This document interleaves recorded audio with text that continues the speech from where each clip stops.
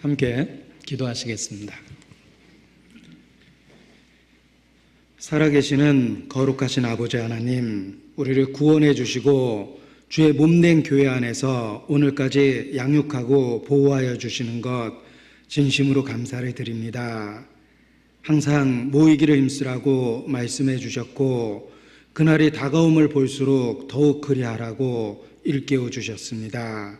이 시간 주의 말씀을 따라 하나님 앞과 그리스도 예수 안에서 저희가 함께 모였습니다. 모일 때마다 세상 끝날까지 우리와 함께 하시겠다는 약속의 말씀을 기억하고 이 시간을 온전히 주께 의지하고 부탁을 드립니다. 하나님 말씀 앞에 나온 우리 각 사람 기억해 주시고 진리의 말씀으로 중심으로부터 변화시켜 주시기를 주님께 기도합니다. 우리에게 영혼에 대한 열정을 주셔서 이 땅에서의 삶, 이뤄진 영혼을 위하여 살 수 있도록 주님 주관하여 주시고 우리를 통해 거룩한 역사를 더욱 이루어 주시기를 주님께 기도합니다. 갈릴리 호수의 평범한 제자들의 삶을 변화시켜서 초대교회의 놀라운 역사를 이루셨습니다. 동일한 은혜로서 능력으로서 우리 각 사람을 일꾼 삼아 주시고 이 시대에 이 마지막 때 우리를 통해 더욱 놀라운 역사 이루어 주시기를 주님께 기도합니다. 우리는 연약하고 또 어리석기까지 합니다. 오직 죽은 자를 살리시는 그 능력, 또 무에서 유를 창조하신 그 능력으로 주관하시며 우리의 삶을 가치 있고 의미 있게 만들어 주시옵소서.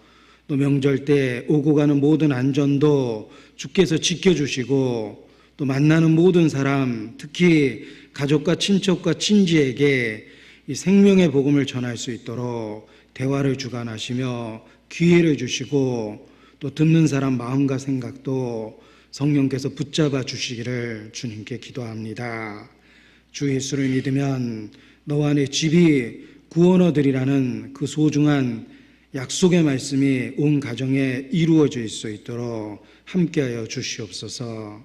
이 시간도 주의 영광만 나타내고 또 유익된 시간이 될 수 있도록 시종을 주께 온전히 의지합니다. 고마우신 우리 구주 예수님 이름으로 기도합니다. 아멘. 함께 사도행전 14장 말씀을 찾겠습니다. 성경 사도행전 14장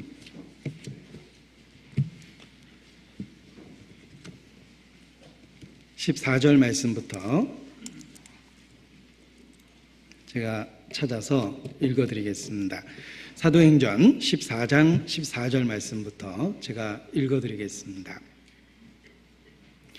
두 사도 바나바와 바울이 듣고 옷을 찢고 무리 가운데 뛰어들어가서 소리질러 가로되 여러분이여 어찌하여 이러한 일을 하느냐. 우리도 너희와 같은 성정을 가진 사람이라. 너희에게 복음을 전하는 것은 이 헛된 일을 버리고 천지와 바다와 그 가운데 만유를 지으시고 살아계신 하나님께로 돌아오라 함이라. 하나님이 지나간 세대에는 모든 족속으로 자기의 길들을 다니게 묵인하셨으나 17절 18절은 함께 읽겠습니다. 그러나 자기를 증가지 아니하신 것이 아니니 곧 너희에게 하늘로서 비를 내리시며 결실기를 주시는 선한 일을 하사 음식과 기쁨으로 너희 마음에 만족케 하셨느니라 하고 이렇게 말하여 겨우 무리를 말려 자기들에게 제사를 못하게 하니라.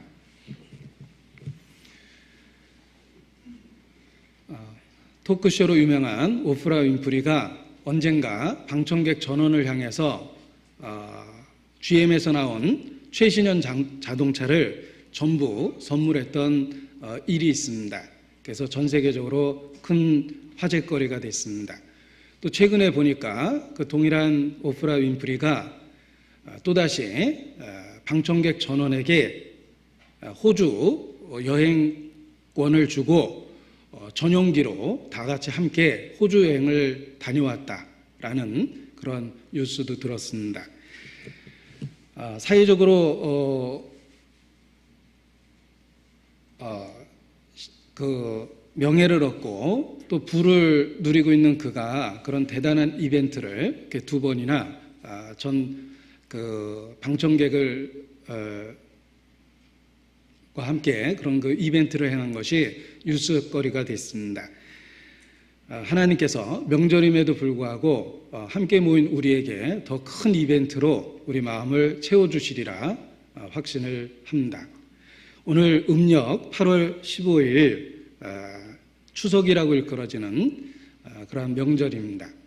하늘도 높고 또 말도 살찌는 천고마비라고 일컬어지는 풍요로운 계절에 하나님이 좋은 명절을 우리에게 주셨습니다. 천고마비가 어떤 사람들은 하늘에 고약한 짓을 하면 온몸이 마비된다 이렇게 잘못 알고 있는데 잘못 알아도 교훈적이라고 생각합니다. 아무튼 이 풍요로운 계절 추석입니다. 추석이라는 말을 생각을 해봤습니다. 가을 주자에 저녁석을 써서 가을 저녁이라는 뜻을 갖고 있습니다. 순 우리말로는 한과이라고 하는데 한과이는 계절적으로 수확과 관련된 그 우리의 고유의 명절입니다. 그래서 예로부터 그 가난했던 시절에도 더도 말고 덜도 말고 한가위만 같았으면 좋겠다라는 그런 그 표현을 쓰곤 했습니다. 또 중추절이라는 의미도 갖고 있는데 가을을 세 등분했을 때 초추, 중추, 제 생각에는 초중고 그래서 고추일 것 같은데 종추입니다. 초추, 중추, 종추 이렇게 나눠서 가을을 3등분했을 때 가을의 시기 중에도 가장 좋은 계절이다. 그래서 중추절이라고 예로부터 부르기도 했습니다. 추석과 관련해서 아무래도 말씀을 생각해 봤습니다. 무슨 말씀으로 함께 교훈을 나눌까라고 생각해 보니까 명절 우리가 지금 보내고 있는 시간과 관련해서 생각하기가 어려웠습니다. 온통 주변에서 추석 그리고 있으니까 이 말씀을 상고하려고 해도 계속 추석 이렇게 생각이 났습니다. 그래서 이 시절에 적당한 말씀이 무엇일까 생각하다가 오늘 본문에 표현된 것처럼 결시기를 주시는 하나님이라는 표현으로 교훈을 나눠볼까 말씀을 묵상을 했습니다. 추석이 좋은 그 결실의 계절이기 때문에 하나님께서 좋은 결실기를 주셨다라는 그 말씀을 생각하게 했습니다.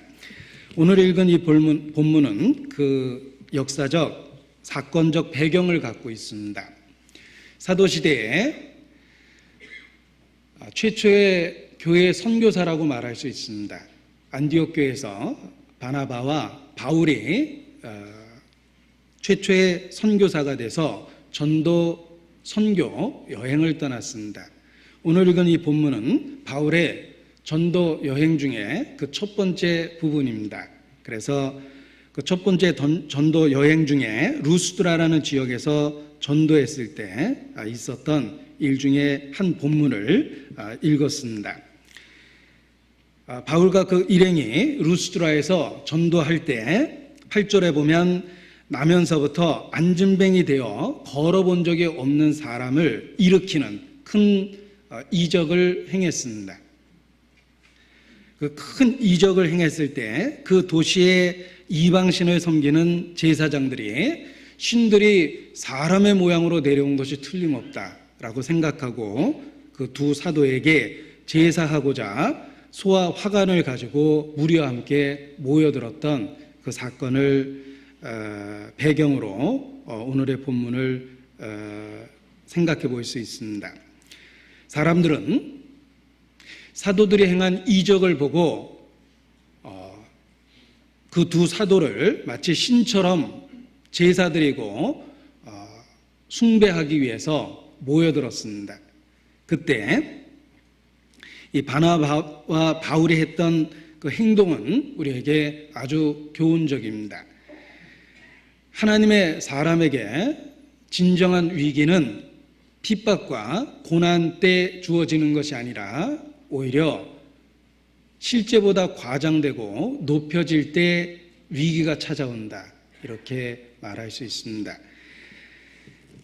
바나바와 바울은 그들이 하나님께서 주신 이적을 행함으로 오히려 신처럼 숭배받을 위기에 처했습니다. 자, 이 위기라고 표현하는 것이 성경적으로 적절하다고 확신을 합니다. 영적 위기는 하나님의 역사에 참여함으로 교만해지거나 그 사실이 과장되거나 그 사람 자체가 높임을 받을 때 영적인 위기가 찾아온다. 이렇게 말할 수 있습니다. 이 바나바와 바울은 높임도 받았지만 바로 밑에 말씀을 살펴보면 또 유대인들의 핍박을 받고 유대인들이 돌로 바울을 쳐서 거의 죽은 줄 알을 정도로 그렇게 버려지는 큰 고난과 핍박을 당했던 사건도 있습니다.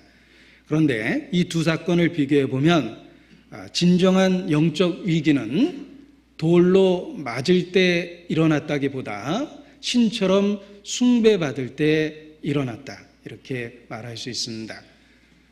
영원한 세계에 올라가서도 돌로 맞은 그 사건은 바울에게 영광을 더하고 상급을 더할 것입니다. 그 고난과 위기의 순간에도 그들은 신앙을 지켰기 때문입니다. 그런데 오히려 그들이 높임받았을 때 그때가 사실 위기가 더 큰 때라고 말할 수 있습니다. 그러나 바나바와 바울은 올바른 마음가짐과 행동을 갖고 위기에 대처합니다. 그들은 못 이기는 척 숭배받거나 아니면 자신이 정말 그런 능력 있는 사람인 것처럼 자신을 표현하지 않았습니다. 그들은 무리 앞에서 소리를 지르고 옷을 찢고 그들의 참남된 행동을 지적했습니다. 그리고 어찌하여 이런 일을 하느냐라고 소리를 치며 겨우 무리를 말려 자기들에게 제사하는 것을 못하게 했다라고 성경에 기록되어 있습니다. 바나바와 바울은 숭배받는 위기에 처했을 때 적절한 행동으로 그 위기를 모면합니다. 우리도 마찬가지입니다. 우리의 선행이 혹 교회 안에서 과장되고 실제의 모습보다 더 높임을 받을 때 그때가 위기입니다. 그때가 소리를 쳐야 할 때고 그때가 자기의 실상을 드러내야 될 때입니다. 어느 누구도 자신의 선행을 과장할 수 없습니다. 우리의 모든 선행 그 뒤에 그 근거와 선행의 주체가 바로 하나님 자신이라는 걸 잊어서는 안 됩니다. 이 바나바와 바울도 자신들이 높임을 받으려 했을 때 자신들의 실제의 모습을 그들에게 알려줍니다.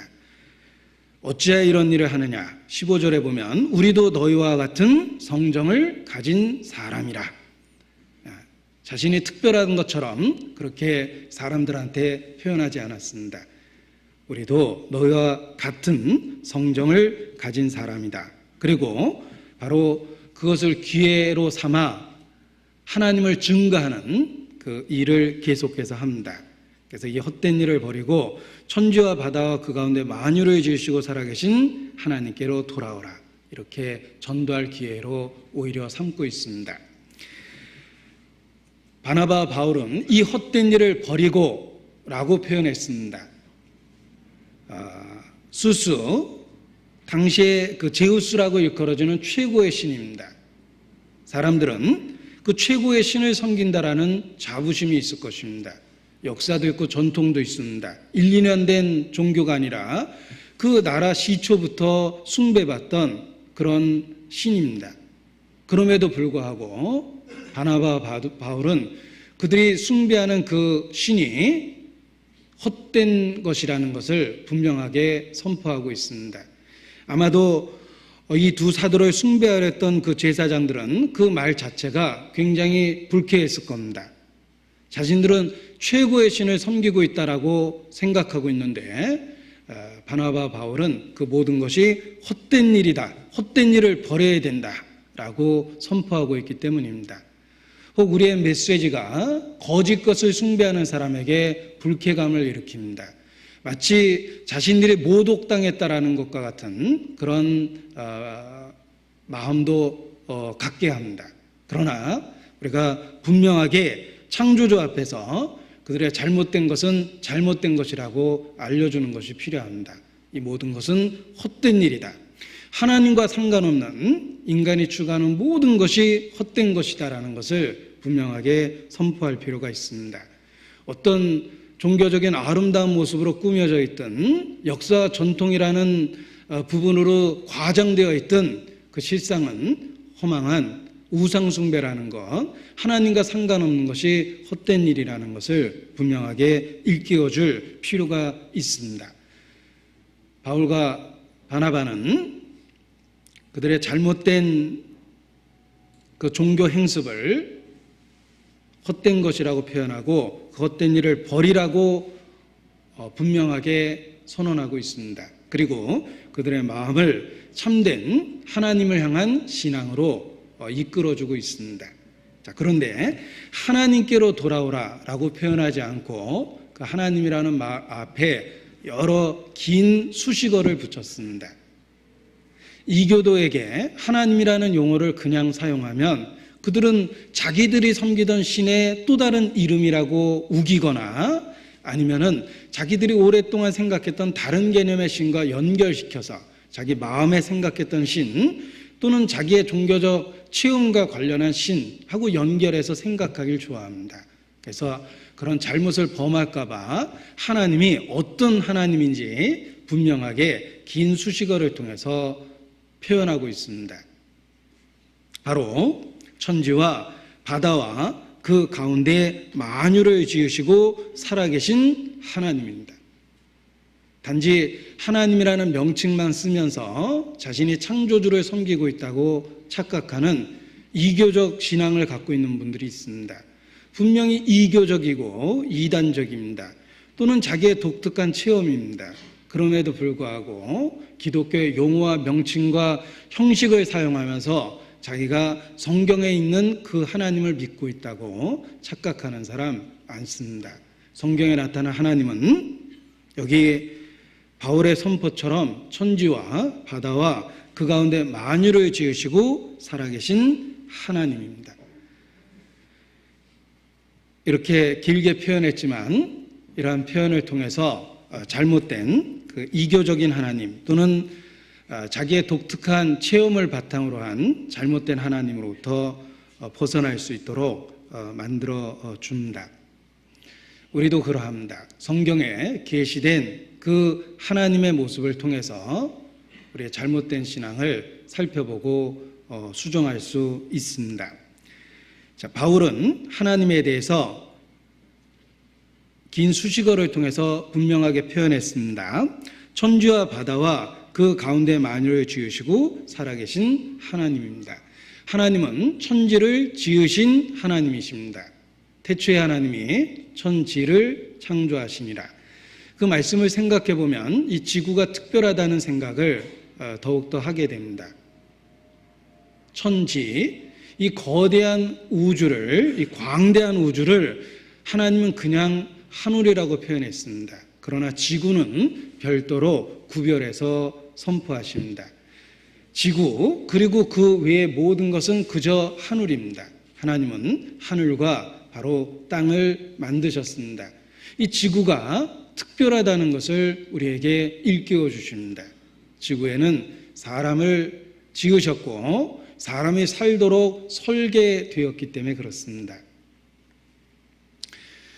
월간 유틀이라는 과학 잡지가 있습니다. 제가 우연히 이번 달 호 9월호를 보니까 지구에 대한 특집 기사가 거의 대부분이었습니다.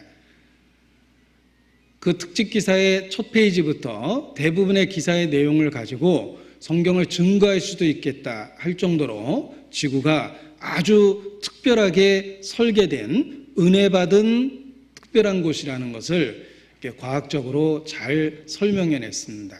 그렇습니다. 지구는 여타의 나머지 별들과 전혀 다릅니다.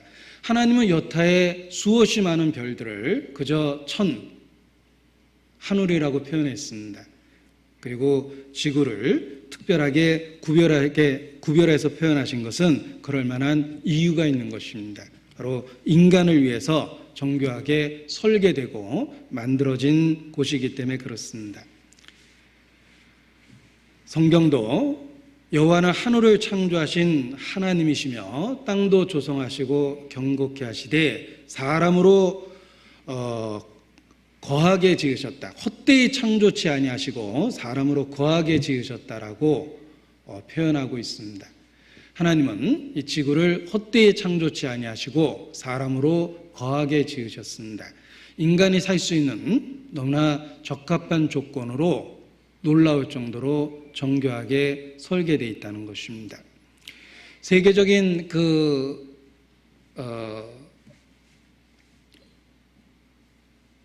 놀이터로 알려져 있는 디즈니랜드도 처음에는 자기의 사랑하는 아이가 마음껏 뛰어놀 수 있는 곳을 만들어 보고 싶은 마음에서 출발했답니다. 내 아이가 즐거워하고 마음 놓고 뛰어놀 수 있는 곳을 만들었으면 좋겠다라고 생각해서 설계하다가 결국은 내 아이뿐만 아니라 모든 아이들이 안전하게 뛰어놀 수 있는, 즐겁게 지낼 수 있는 것을 만들어야 되겠다 생각하면서 이 디즈니랜드가 아주 아이들의 위락시설로 그렇게 잘 설계돼서 만들어졌다라고 이야기합니다.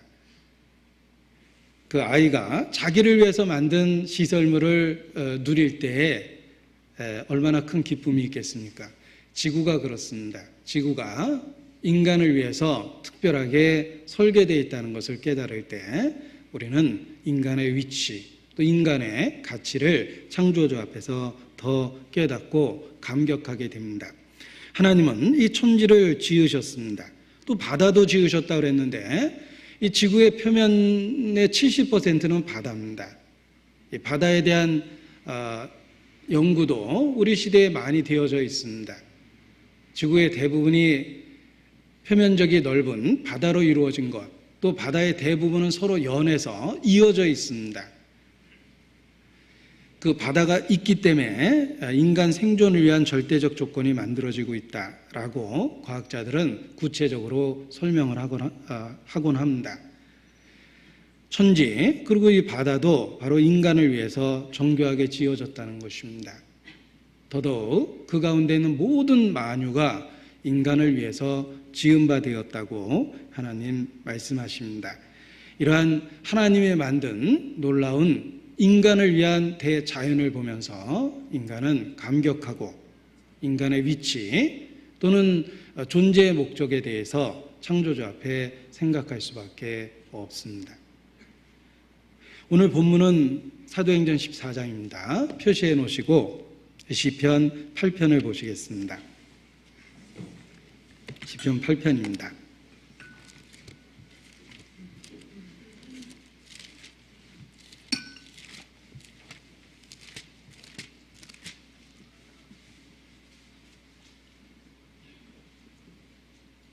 시편 8편 3절입니다.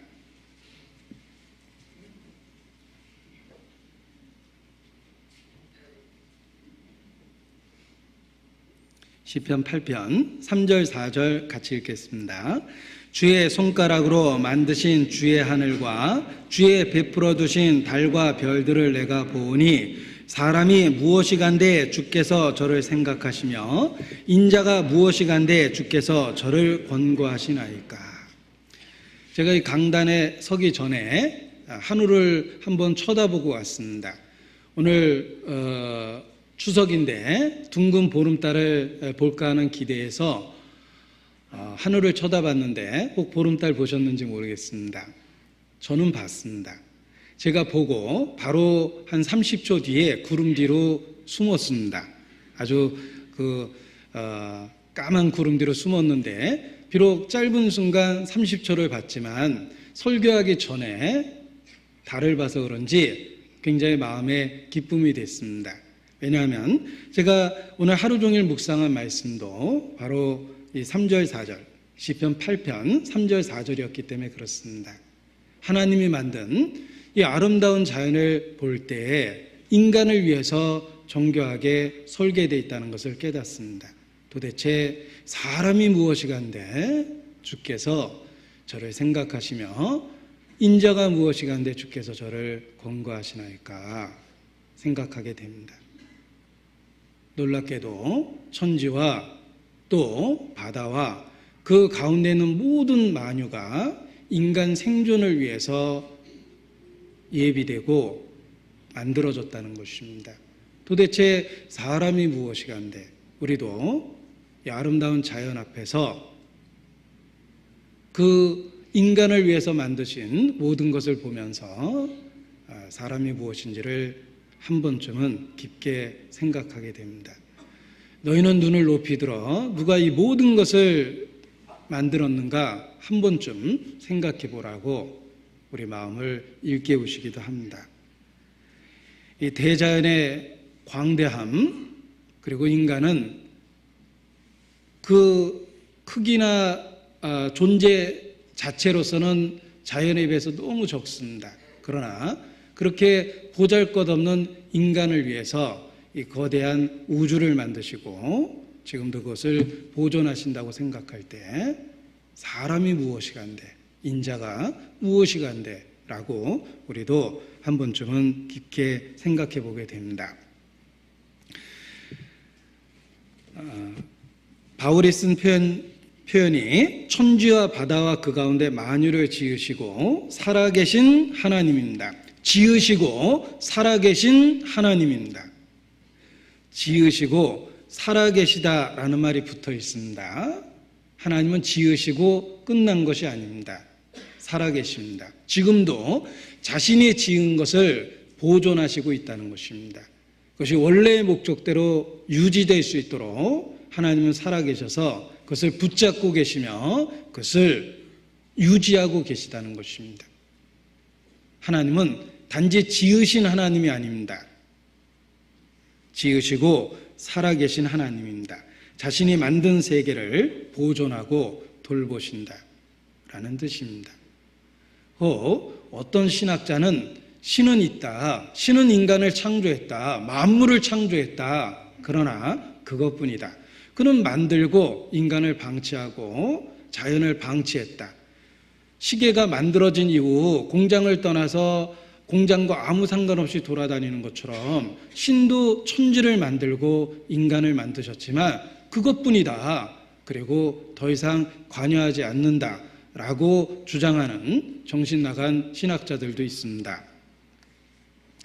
성경은 그렇게 말하지 않습니다. 성경은 지으시고 살아계신 하나님입니다.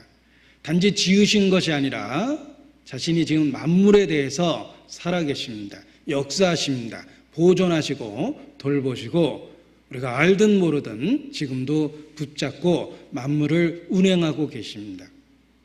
성경에 나타난 하나님은 지으시고 살아계신 하나님이시다라는 것을 기억할 필요가 있습니다. 욥기 34장입니다. 욥기 34장 14절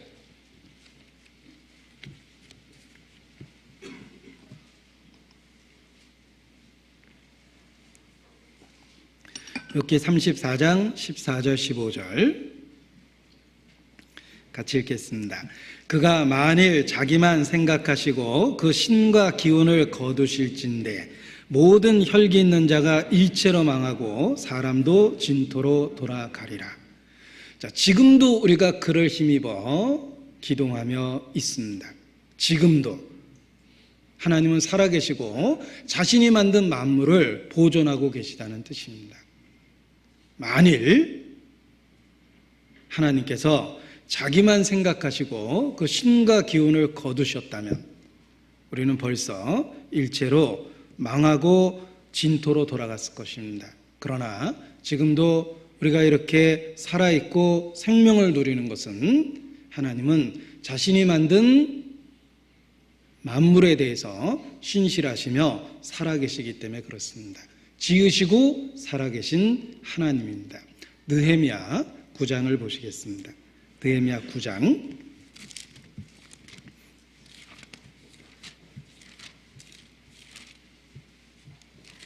6절입니다. 느헤미야 9장 6절.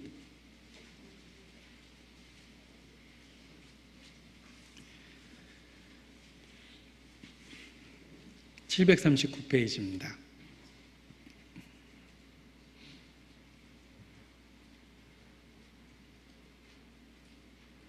느헤미야 9장 6절 함께 읽겠습니다. 오직 주는 여호와시라. 하늘과 하늘들의 하늘과 일월 성신과 땅과 땅 위의 만물과 바다와 그 가운데 모든 것을 지으시고 다 보존하시오니 모든 천군이 주께 경배하나이다. 모든 것을 지으시고 끝난 것이 아니죠. 지으시고 다 보존하십니다. 이것이 우리가 주를 경배할 또 하나의 이유입니다. 그는 자신이 만든 만유를 지금도 간수하시고 보존하시고 지키시고 있다는 것입니다. 살아계십니다. 시편 65편입니다. 시편 65편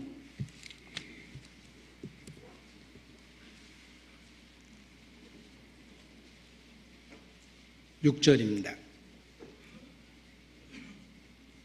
6절, 7절 제가 읽어드리겠습니다.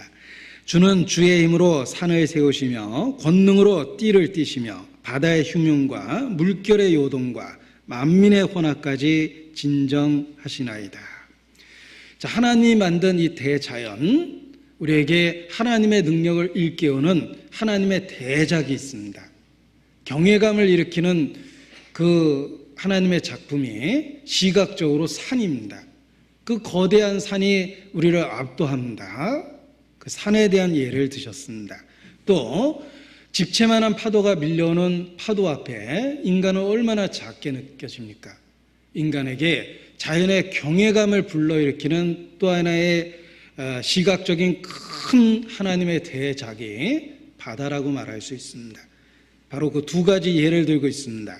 주는 주의 힘으로 산을 세우시며 권능으로 띠를 띠시며 바다의 흉용과 물결의 요동과 만민의 혼합까지 진정하시나이다.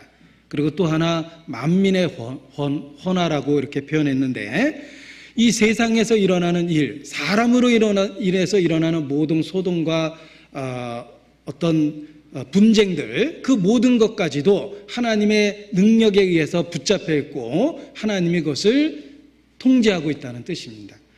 우리가 이렇게 생존할 수 있는 이유가 무엇입니까? 하나님이 산도 권능으로 세우시고 바다도 그의 권능으로 붙잡고 계시고, 또 하나 인간사, 인간끼리 서로 얽혀서 만들어내는 분쟁과 소동조차도 하나님이 진정시키기 때문에 우리가 이렇게 생존하고 있습니다. 내가 평범한 오늘 하루를 맞이할 수 있는 이유가 만드시고 보존하시는 살아계신 하나님 덕분입니다. 그래서 그가 산도 세우시고 바다의 흉용도 잔잔케 하시고, 또 하나 바로 인간사의 소동과 분요, 다툼과 갈등, 분쟁, 이런 만민의 혼합까지 진정시키고 있기 때문에 이렇게 평범한 일상을 갖고 있는 것입니다. 우리의 평범한 하루하루가 바로 하나님의 계속적인 돌보심 때문이라는 것, 믿음의 눈으로 볼 수 있어야 됩니다. 그것을 잃어버려 보면 평범한 일상이 놀라운 은혜라는 걸 깨닫습니다. 잃어버리면 평범한 일상이 은혜라는 걸 깨닫습니다. 자연스럽게 보고 있습니다. 보는 것이 특별하다고 생각하지 않지만 시력을 잃어버리면 본다는 것이 얼마나 큰 은혜인지 알게 됩니다. 걸어서 교회 왔습니다. 늘 있는 일입니다. 걷지 못하게 되면 평범하게 걸어 다닌다는 것이 얼마나 큰 은혜인지 비로소 깨닫게 됩니다. 하나님이 산도 세우시고 권능으로 띠를 띠셨고 바다도 붙잡고 계시고 더욱더 인간사, 만민의 권화도 진정시키시기 때문에 우리가 평범한 일상을 갖고 있다라는 거 깨달아야 됩니다. 애국가조차도 하나님이 보호하사 우리나라 만세라고 외치고 있습니다. 아무런 문제없이 평범한 일상을 살고 있는 것이 하나님이 보호하사 또 만민의 혼화도 하나님이 진정시켰기 때문에 호전적인 김정일이 평생에 아무 일도 못하고 늙어 죽어가고 있는 것입니다. 하나님께서 진정시키셨습니다. 우리의 평범한 일상, 그 일상이 자연을 붙드시고 보존하시며 인간사를 다스리시는 하나님의 손길 덕분이라는 걸 기억해야 된다라는 뜻입니다. 여호와는 너를 지키시는 자시라. 여호와께서 내 우편에 내 그늘이 되시리니 낮의 해가 너를 상치 아니하며 밤의 달도 너를 해치 아니하리로다. 우리의 평범한 일상은 주께서 우리를 지키신 결과다라는 것을 생각해야 됩니다. 시편 65편에 표시해 놓겠습니다. 이 성경에 표시해 놓자는 그 끈이 대개 2개 있습니다. 이렇게 아까 사도행전 14장에 한번 표시해 놓자 그랬고 또 다른 끈으로 시편 65편을 표시해 놓겠습니다. 자, 사도행전 14장 아까 먼저 표시하자고 했던 부분을 보겠습니다. 16절 하나님이 지나간 세대에는 모든 족속으로 자기의 길들을 다니게 묵인하셨으나 자, 하나님은 지나간 세대의 사람들이 자기 방식대로 사는 것을 인내 가운데 참아주셨습니다. 그러나 자기를 증거하지 아니하신 것이 아니니 곧 너희에게 하늘로서 비를 내리시는 결실기를 주시는 선한 일을 하사 음식과 기쁨으로 너희 마음에 만족케 하셨느니라. 자기를 증거하지 아니하신 것이 아니니 하나님은 분명하게 증거하고 계셨습니다. 자신의 존재를 분명하게 증거하고 계셨습니다. 어떻게 증거하셨냐면 하늘로서 비를 내리시며 결실기를 주시고 음식과 기쁨으로 만족케 하셨습니다. 하나님은 자기를 늘 증거하고 계셨습니다. 우리 일상에서 하나님은 자신의 존재, 자신의 능력, 우리에 대한 호의를 그대로 증거하고 계셨습니다. 아침 잡수셨죠? 점심 드셨죠? 저녁 드셨죠? 우리에게 음식을 주셨습니다. 또 우리 삶에 웃음을 주셨습니다. 우리가 살아갈 수 있는 인생에 여러 웃음을 주셨습니다. 오늘 한 분이라도 웃은 사람, 하나님이 그 자신의 존재를 보여주고 계시는 겁니다. 우리가 누리고 있는 평범한 것이 주의 보호 덕분이라는 것을 일깨워주고 있습니다. 하나님은 계속적으로 자신의 존재, 우리에 대한 호의를 또 자신의 신실함을 일상 속에서 증거하신 것입니다. 비를 내리시고 결실기를 주시고 음식과 기쁨으로 만족케 하셨습니다. 비를 볼 때마다 우리는 하나님의 증거를 봅니다. 결실기가 찾아올 때마다 수확의 기쁨을 누리면서 우리는 하나님의 또 하나의 증거의 손길을 봅니다. 음식을 접할 때마다 다양한 미각으로 우리를 자극하고 즐겁게 하는 음식을 먹을 때마다 우리는 하나님의 증거를 접하고 있는 것입니다. 그래서 하나님은 지금도 우리를 돌보고 계시다는 것을 결실기를 주시는 선한 일을 통해서 간접적이지만 우리가 분명하게 느낄 수 있게 증거하고 있다는 것입니다. 자, 그런 의미에서 아까 시편 65편 표시하자고 그랬는데 다시 한번 보겠습니다. 표시한 부분을 보면 자, 9절, 자, 6절, 7절은 산과 바다를 붙잡고 만민의 혼화까지 진정시켜서 우리의 일상을 유지시키는 하나님의 모습이었습니다. 그런데 9절부터는 바로 추수의 기쁨을 허락하시는 하나님의 은혜에 대해서 증거하고 있습니다. 추수의 기쁨을 우리에게 베푸시는 하나님의 은혜에 대한 묘사입니다. 9절, 하나님이 우리에게 곡식을 주기까지 여러 세세한 일을 다 하신 것입니다. 보십시오.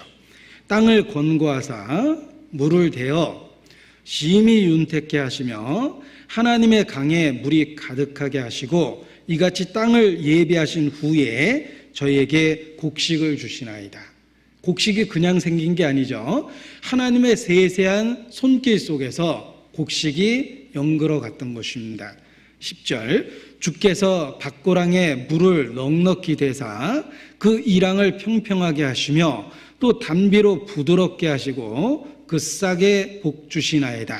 주의 은택으로 연사에 매년 우리는 추수를 맞이합니다. 연사에 관씌우시니 주의 길에는 기름이 떨어지며 들의 초장에도 떨어지니 작은 산들이 기쁨으로 띠를 띄었나이다. 초장에는 양떼가 입혔고 골짜기에는 곡식이 덮였음에 저희가 다 즐거이 외치고 또 노래하나이다. 자, 이 9절로 13절에는 바로 하나님이 주시는 추수의 기쁨이 있습니다. 초장에는 양떼가 입혔다. 목축을 하든 골짜기에는 곡식이 덮였다. 농경 생활을 하든 그 어떠한 삶의 방편을 갖고 있든 하나님의 세세한 손길에 의해서 이루어진 것이다 라는 것을 분명하게 일깨우고 있습니다. 곡식이 괜히 자란 것이 아닙니다. 들판에 풀이 괜히 자라서 가축이 그것을 먹고 저절로 자라는 것이 아닙니다. 하나님이 인간을 위해서 배려하시고 하나님이 살아계셔서 끊임없이 그것을 보호하고 보존하고 양육하고 있다는 것입니다. 그가 자기를 증가지 아니하신 것이 아니니 하늘로서 비를 내리시며 결실기를 주시는 선한 일을 하사 음식과 기쁨으로 만족해 하셨습니다. 우리가 누리고 있는 일상이 하나님의 은혜의 결과라는 것을 우리가 알아듣게끔 설명해 주고 계십니다. 성경은 시기적절하게 내리는 비를 이른 비와 늦은 비라고 표현하고 있습니다. 팔레스타인의 환경에서 농경생활 또는 목축생활을 위해서 이른 비와 늦은 비는 반드시 필요합니다. 이스라엘은 지리적 위치상 우기를 갖고 있습니다.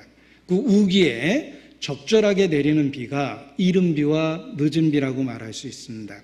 이른 비는 건기 동안 메마르고 딱딱해진 흙을 적셔서 땅을 갈기에 알맞도록 만들어줍니다.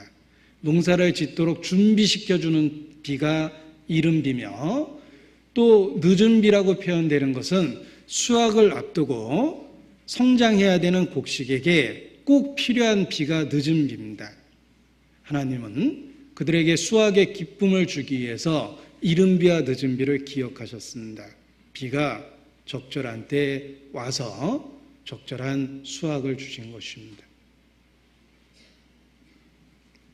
그래서 그 이른 비와 늦은 비 속에 하나님의 은혜의 손길이 있다는 것을 이스라엘에게 깨닫게 해주십니다. 신명기 11장입니다. 신명기 11장. 신명기 11장.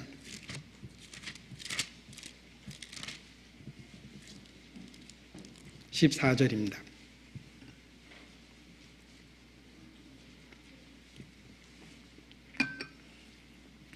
신명기 11장 14절 같이 읽겠습니다. 여호와께서 너희 땅에 이른 비 늦은 비를 적당한 때에 내리시리니 너희가 곡식과 포도주와 기름을 얻을 것이요. 한 해에 곡식도 얻고 포도주도 얻고 기름도 얻었습니다. 하나님께서 이른 비와 늦은 비를 신실하게 시절에 맞게 내려주셨기 때문이다 라는 것을 알 수 있습니다. 자, 결실기가 하나님이 주시는 은혜다. 하나님이 자신이 지으신 것을 돌보신 결과 결실기가 있는 것이다.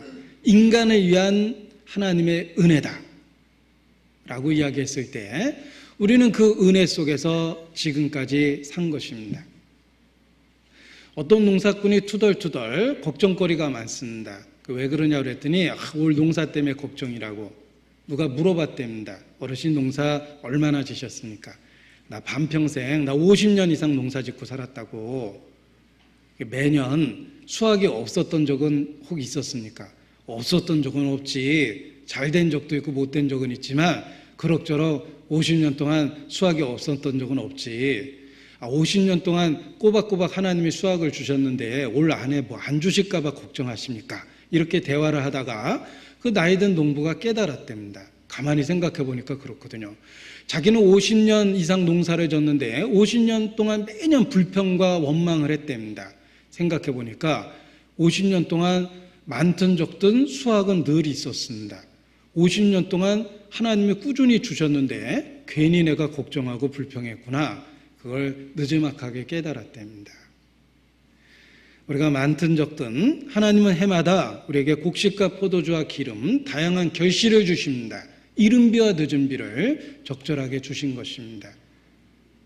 우리가 그 은혜 속에서 지금까지 살아온 것이다. 이렇게 말할 수 있습니다. 철없는 자식이 부모가 나에게 해준 게 뭐가 있냐고 소리치는 그 순간 사실 그 아이가 갖고 있는 모든 것은 부모로부터 온 것입니다. 마찬가지입니다.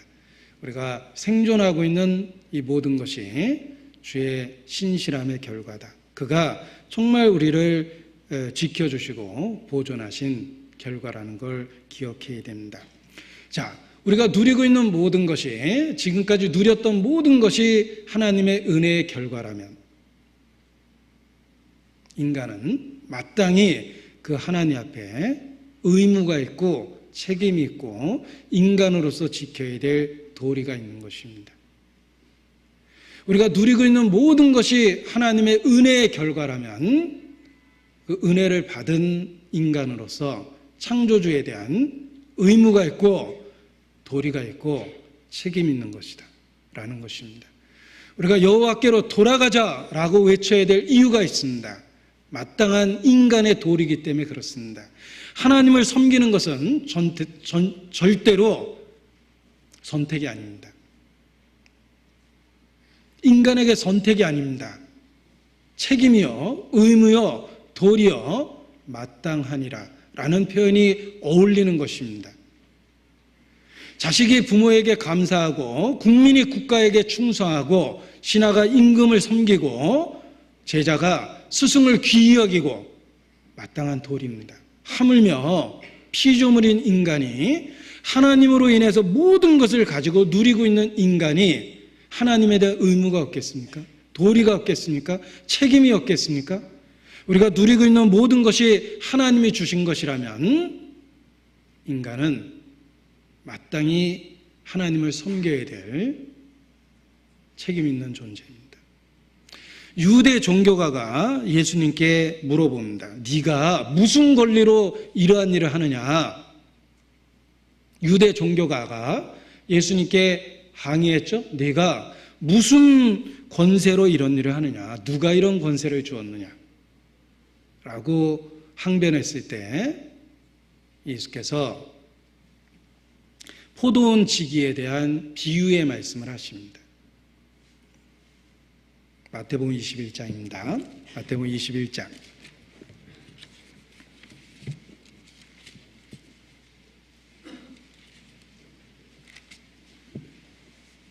33절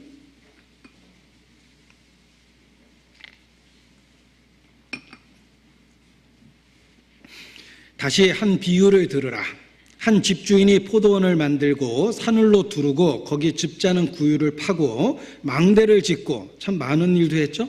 농부들에게 세를 주고 타국에 갔더니 자신이 만든 모든 것을 농부들에게 세를 주었습니다. 34절 실가 때가 가까움에 그 실가를 받으려고 자기 종들을 농부들에게 보내매. 자, 보십시오. 이 농부들에게 이 주인이 실가 때가 되어 그 실가의 얼마를 요구하는 것은 당연한 겁니다. 왜냐하면 이 포도원이 그 주인의 것이기 때문에 그렇습니다. 주인이 산울로 두르고 거기 즙자는 구유를 파고 망대도 짓고 세로 준 것입니다.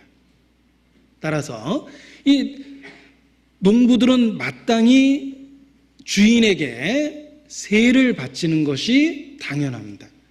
어느 나라, 어느 시대 누구에게 물어봐도 마땅하다고 대답할 수밖에 없습니다. 주인의 것이었거든요. 그럼에도 불구하고 이 농부들은 그 실가를 받으려고 주인이 보낸 종들을 돌로 치고 또 심지어는 아들을 보내니까 아들을 죽이기까지 했습니다. 그러면 주인이 도대체 어떻게 하면 좋겠느냐? 그 악한 자를 진멸하고 포도는 제때 실과를 바칠 만한 다른 농부들에게 세로 줄지니라. 쥐들이 생각해도 그렇거든요. 그게 바로 너희다라는 뜻입니다. 하나님이 주신 모든 것을 우리가 누리고 있습니다. 마치 주인의 포도원에 있는 농부들처럼 우리는 하나님이 주신 것을 누리고 있습니다. 그럼에도 불구하고 우리는 그분의 권세가 도대체 우리에 대해서 왜 그런 요구를 하느냐라고 거꾸로 항변합니다. 악에 악을 더한 겁니다.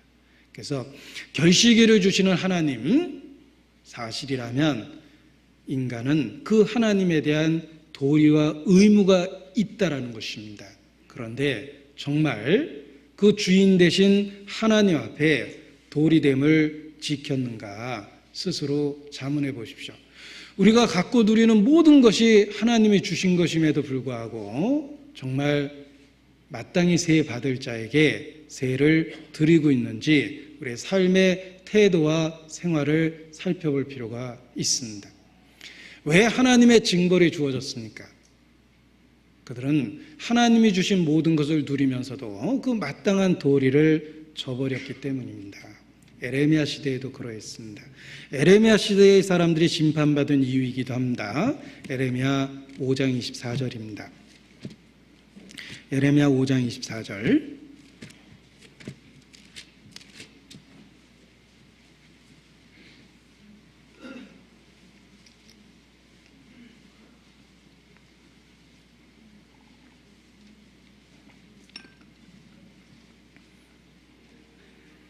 에레미야 당시의 사람들의 악입니다. 24절 같이 읽죠. 또 너희 마음으로 우리에게 이른비와 늦은비를 때를 따라 주시며 우리를 위하여 추수기한을 정하시는 우리 하나님 여호와를 경외하자 말하지도 아니하니. 이게 마땅히 해야 될 말인데 당시의 당시의 사람들은 그렇게 행동은 안 한 것은커녕 말도 안 했다는 거예요. 자신의 마땅한 의무조차도 부인했다는 것입니다. 우리는 마땅히 이른비와 늦은비를 때를 따라 주시며 우리를 위하여 추수기한을 정하시는 우리 하나님 여호와를 경외하자라고 얘기를 해야 되는데 그렇게 행동도 안 하고 생각도 안 하고 말도 안 했어요. 그게 악입니다. 따라서 심판하실 수밖에 없었던 것입니다. 욥기 35장입니다. 욥기 35장. 욥기 35장 10절입니다. 10절 11절. 욥기 35장 10절 11절.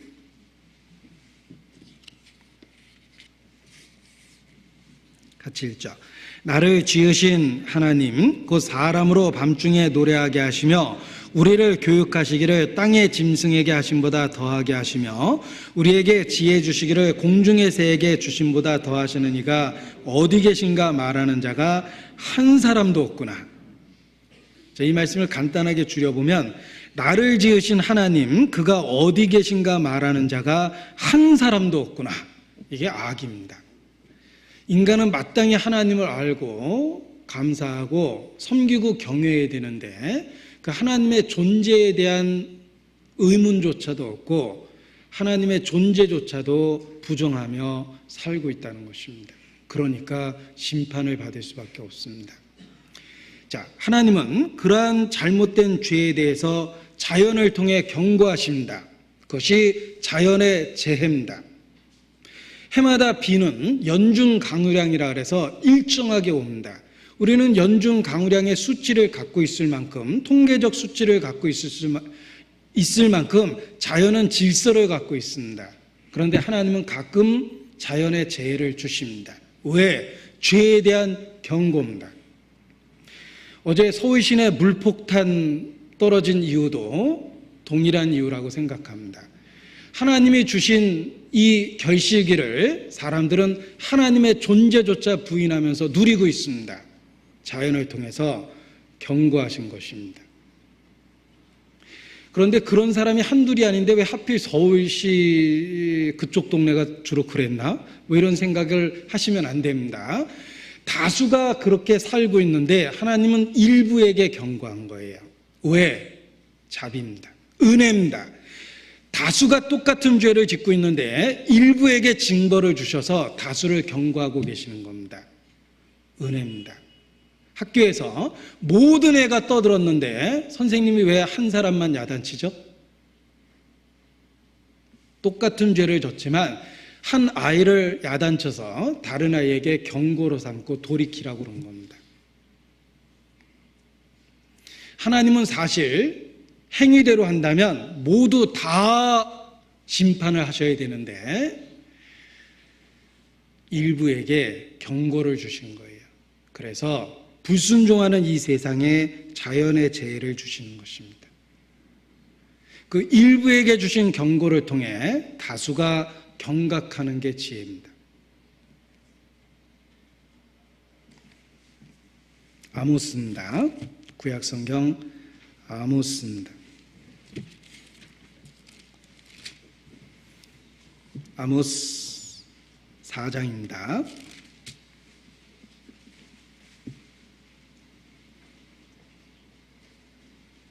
1278페이지입니다.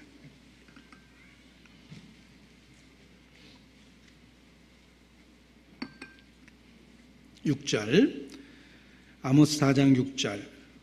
자, 먼저 3장 6절을 봅니다. 뒷부분. 여호와의 시키심이 아니고서야 재앙이 어찌 성읍에 임하겠느냐. 기억하십시오. 여호와의 시키심이 아니하고야 재앙이 어찌 성읍에 임하겠느냐. 하나님이 모르는 사이에 재앙이 일어나는 법은 없습니다. 하나님은 알고 계시다는 거예요. 모든 세상의 불행과 재앙 알고 계십니다. 여호와의 시키심이 아니고서야 재앙이 어찌 성읍에 임하겠느냐. 6절, 4장 6절입니다. 기억하시고 제가 읽어드리겠습니다. 또 내가 너희 모든 성읍에서 너희 일을 한가하게 하며 너희 각처에서 양식이 떨어지게 하였으나 너희가 내게로 돌아오지 아니하였느니라. 이는 여호와의 말씀이니라. 하나님이 양식을 떨어지게 하는 곳이 있습니다. 지리적으로 아주 살아가기 어려운 극단의 흉년이 드는 곳이 있습니다. 자연재해를 통해서 온 세상에 경고하고 계시는 겁니다. 그래서 기억해 보면 처처에 기근과 지진이 있으리니 이 모든 것이 재난의 땡땡이라. 다음 중 땡땡이 알맞은 말은 무엇입니까? 시작이라. 시작이라는 말이 뭐죠? 점점 더 심해지고 온 세상에 가득 찰 거다, 이런 뜻입니다. 그래서 요한계시록을 읽어보면 시작된 그 재앙이 요한계시록 7인 7나팔 7 대접 환란의 기간에 전 세계에 가득 찹니다. 시작이라는 말은 전 세계에 일어날 일에 대한 경고라는 거예요. 하나님께서 양식이 떨어지게 하여 일을 한가하게 하는 곳이 있습니다. 부분적 재앙을 통해서 전 세계에 경고하고 계시는 거예요. 아프리카의 그 끔찍한 기근이 우리의 가정, 우리의 사회, 우리의 국가에 동일하게 일어날 수 있다는 겁니다. 그래서 7절에도 그렇게 얘기하시죠.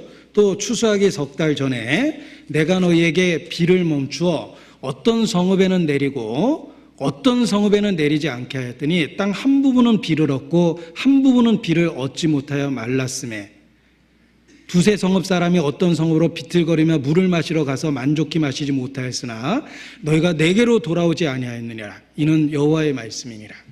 자, 어떤 것은 괜찮고 어떤 것엔 재앙이 있습니다. 하나님은 일부의 재앙을 통해서 나머지 지역에도 경고하고 있는 거예요. 그런데 그러한 경고의 메시지를 듣지 못하고 돌아오지 않으면 성경은 7배를 더하여 재앙을 내릴 것이다. 그래도 돌이키지 않으면 또 7배를 더하여 내릴 것이라고 경고하고 있습니다. 재난의 시작입니다. 경고입니다. 경고의 메시지를 알아듣지 못하면 그 메시지는 더욱더 심해져서 부메랑처럼 우리에게 돌아옵니다. 우리는 그 자연의 재해를 통해서 하나님의 경고하는 메시지를 들을 수 있어야 됩니다.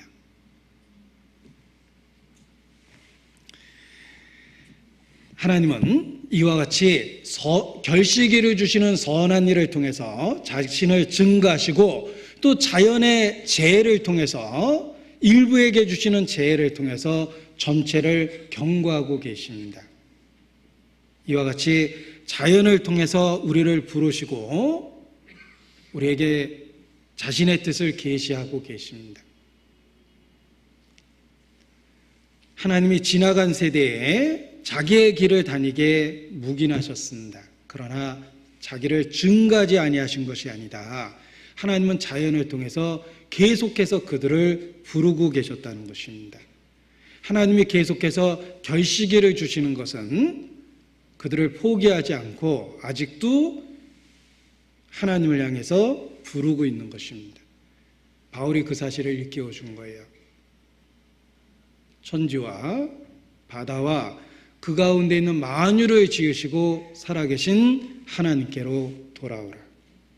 그가 자연을 통해서 결실기를 주시는 매년의 역사를 통해서 하늘로서 비를 내리는 그 일을 통해서 자기를 증거하지 아니하셨느냐? 너희가 그 음성을 듣지 않았느냐? 바로 그 하나님께 돌아오라. 이렇게 말씀을 전한 것입니다. 하나님이 결시기를 주시는 선한 일을 하고 있다는 걸 생각해 보십시오. 그들을 포기하지 않았다는 거예요. 아직 포기하지 않았다는 뜻입니다. 돌아오기를 기다리고 하나님은 관계의 회복을 원하시고 모든 사람이 진리를 알며 구원받게 이르기를 원하시고 있다는 뜻입니다. 그래서 여전히 불순종하는 그들에게 얼굴을 향하시고 손을 드시고 결시기를 주시는 선한 일로 참고 부르고 계시는 것입니다. 그 음성을 듣는 것이 믿음입니다. 북한이 여전히 호전적이지만 우리는 인도적 차원에서 식량을 제공하고 있고 하려 하고 있습니다. 비록 호전적이지만 굶주리는 동포를 위해서 최소한의 식량은 주어야 되겠다라고 결정을 합니다. 인도적 차원이라고 그러죠. 하나님도 마찬가지예요. 하나님께 등을 돌리고 하나님의 존재조차 부인하는 불신의 이 세상에 비를 내리십니다. 결시기를 주십니다. 어떻게 생각하십니까? 인도적 차원이죠. 너희들이 비록 나를 대적하고 있지만 난 아직 너희를 포기하진 않았다. 너희 대적하고 있는 너희에게도 나는 비를 주고 나는 결시기를 주고 있다. 늦지 않았으니까 빨리 돌아오라. 이런 뜻입니다. 그래서 하나님은 자연을 통해서 자신의 선하심을 끊임없이 보여주고 계십니다. 사실 햇빛 정책의 원조는 하나님이십니다. 그렇게 생각하시죠?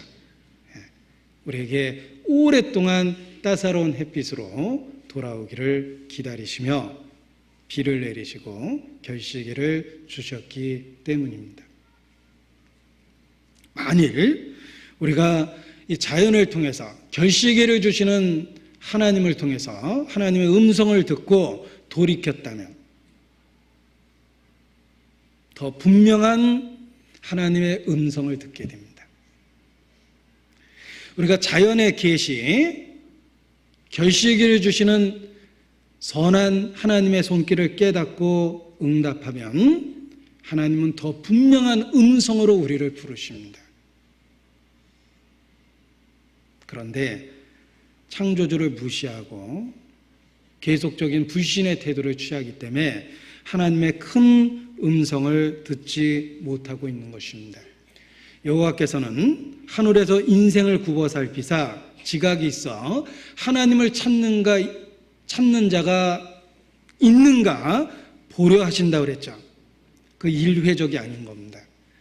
단 한 번 살펴보고 처소에 들어가신 게 아닙니다.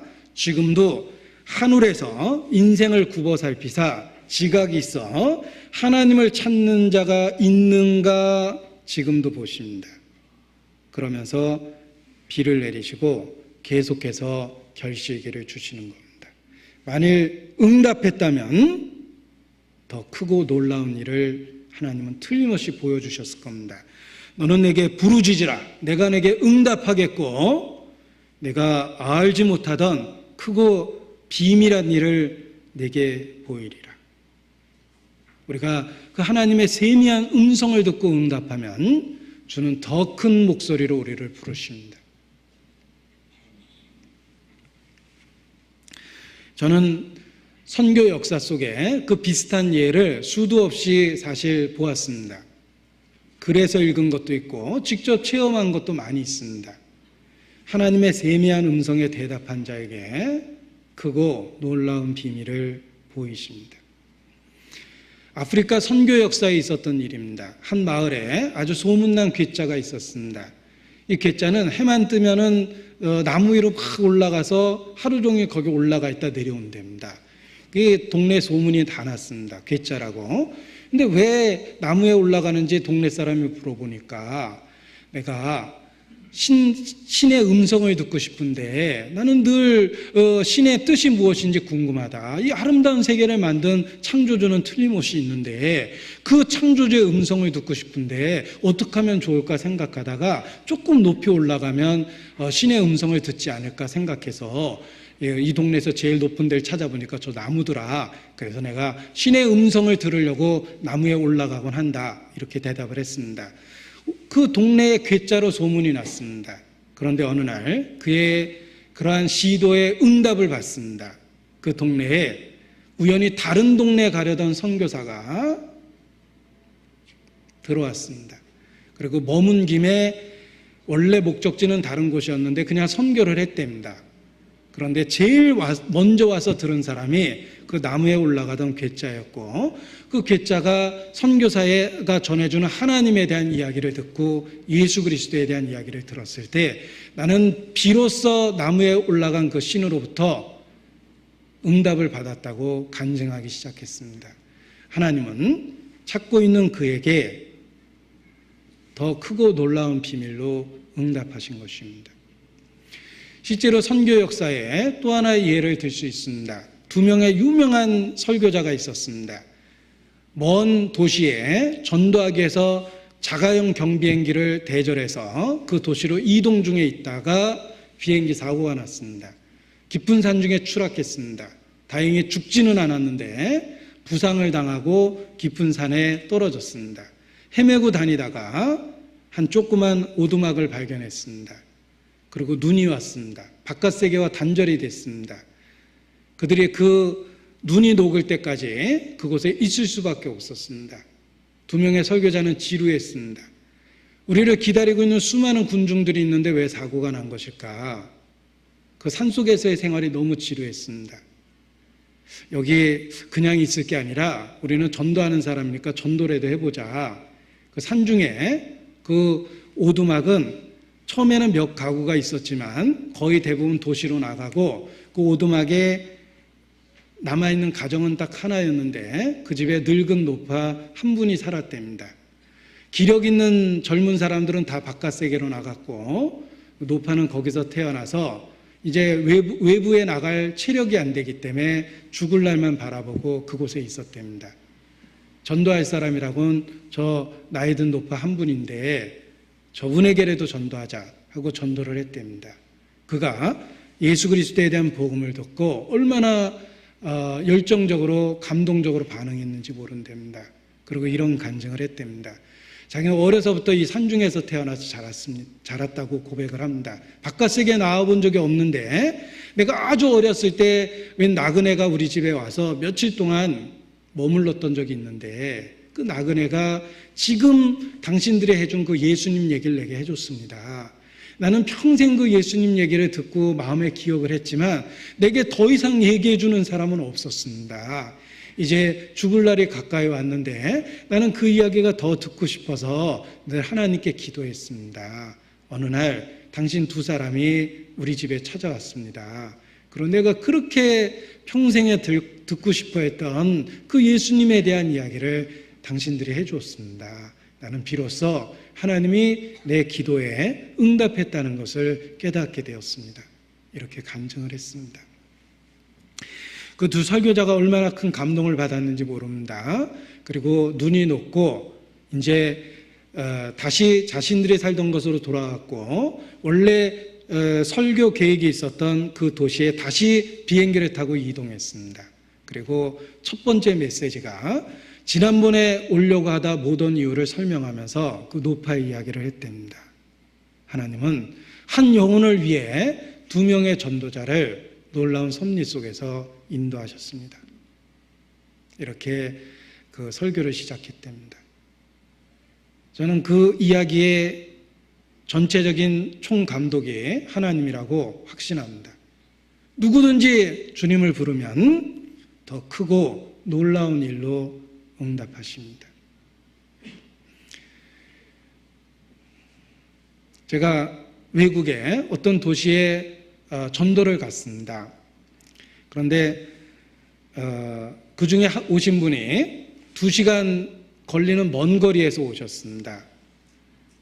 그런데 오신 분은 우리 교회 자매님인데 옆에 처음 본 분을 모시고 오셨습니다. 그래서 두 분이 어떤 관계냐 그랬더니 오늘 처음 만난 사람이래요. 근데 처음 만난 사람을 2시간이나 되는 거리에 어떻게 데려왔냐고 그랬더니 자기가 다른 사람하고 한국에서 목사님 오셔서 가야 되는데 일이 많아서 못 간다고 이렇게 푸념을 했더니 갑자기 이분이 옆에 있다가 같이 가면 안 되겠냐고 내가 일 좀 도와드리겠다고 이렇게 얘기를 해서 진짜로 자기 일을 도와줬답니다.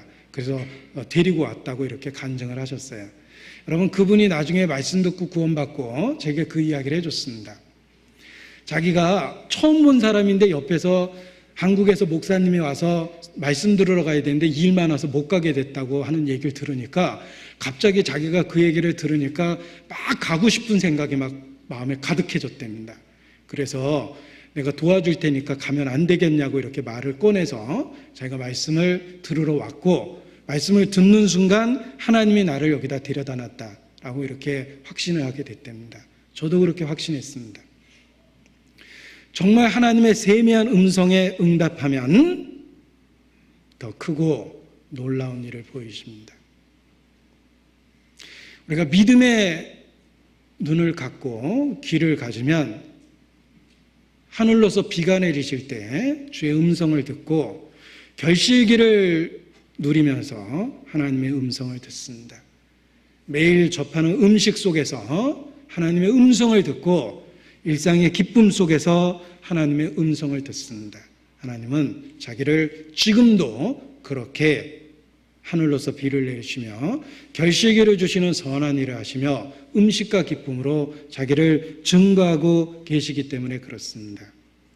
우리가 매년 저절로 결실기를 갖는 게 결코 아닙니다. 주께서 역사하셨습니다. 살아계셨습니다. 우리에게 알아들을 수 있는 음성으로 증거하고 계셨습니다. 그 음성을 들을 수 있는 믿음의 귀한 눈이 필요한 것입니다. 유대인에게는 7절기가 있습니다. 7절기를 분석해 보면 하나하나 추수와 관련이 되어 있습니다. 7절기, 3대 절기로 줄일 수 있지만 분류해 보면 7개의 절기가 나타납니다. 기억하실 수 있습니까? 유월절, 무교절, 초곡절, 그리고 오순절, 나팔절, 속죄일, 그리고 장막절, 이렇게 유대인에게는 7절기가 있습니다. 그런데 그 7절기의 시기를 분석해 보면 하나하나가 추수와 관련되어 있다는 것을 알게 됩니다. 그 7절기는 추수라는 계절과 관련이 되어 있는 것입니다. 그래서 초곡절, 초실절은 첫 열매를 하나님께 드리는 그 절기와 관련이 되어 있습니다. 무교절과 오순절 사이는 보리 추수 때하고 겹칩니다. 그리고 오순절이 되면 비로소 밀의 추수를 하기 시작하고 나팔절이나 속죄일이나 초막절은 과일이나 포도와 같은 그런 그 추수와 관련이 되어 있습니다. 따라서 유대인들의 3대 절기는 하나하나가 그들이 1년 내내 누리는 추수라는 시점과 관련이 되어 있습니다. 따라서 추수를 주시는 하나님을 기억하고 절기의 의미를 연결해서 생각해서 교훈을 받도록 한 겁니다. 하나님은 절기를 지키도록 요구하셨고 그것을 추수라는 것과 시절적으로 맞춰놓은 겁니다. 추수 때를 주시는 선하신 하나님이 우리를 향한 놀라운 계획을 갖고 있다는 걸 절기를 통해 보여준 겁니다. 유대인의 7절기는 한마디로 그리스도입니다. 우리에게 가려져 있는 수건을 거두고 온전한 계시를 통해서 절기를 보면 한마디로 그리스도를 증거합니다. 유월절은 예수님의 죽음입니다. 무교절은 예수님과의 사귐입니다.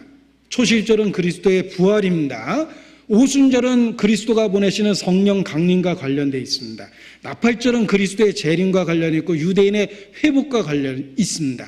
속죄일은 그리스도의 속죄의 사역이 하나님 앞에서 실질적으로 우리에게 성취되는 놀라운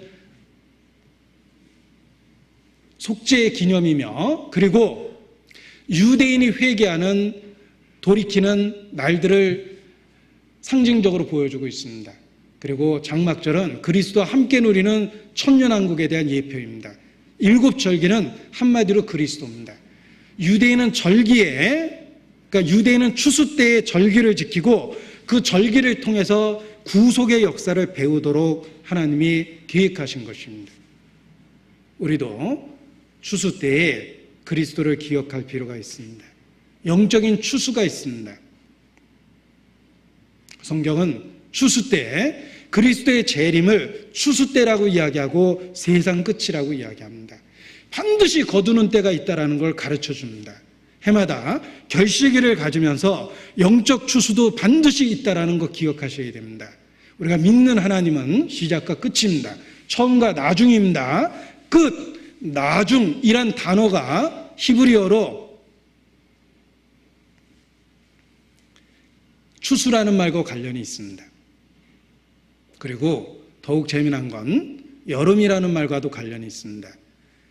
그 가지가 연해지고 잎사귀를 내면 여름이 가까이 온 줄 안다. 여름, 추수 때입니다.